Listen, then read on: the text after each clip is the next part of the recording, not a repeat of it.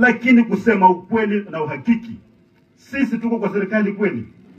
Eti kwa sababu Mudavadi au kwa serikali na Wetangula au kwa serikali?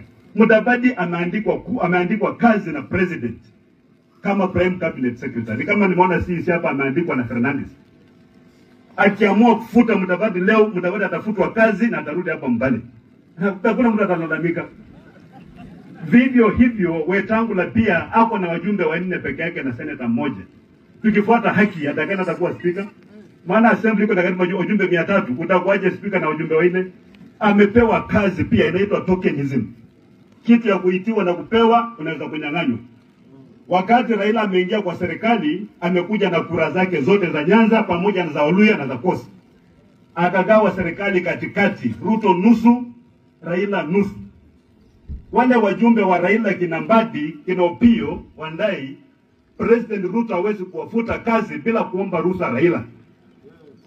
There must be concurrence. Lakini hao wetu wanalalanga kila siku wanamgaga kwa wote ati wamefutwa. Nani ukweli?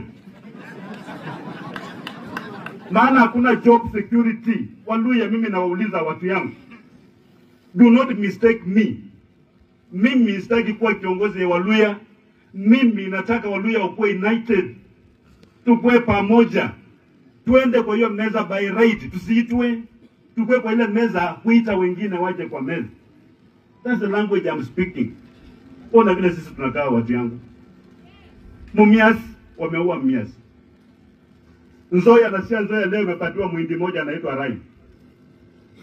Na ukiangalia one of the clauses inasemekana kwamba yule mwindi atakodesha shamba eka moja kwa shilingi 50,000 kwa miaka 30. Kumaanisha kwamba eka moja kwa mwaka ni 1,600. Nini nafanyika namna hiyo? Hiyo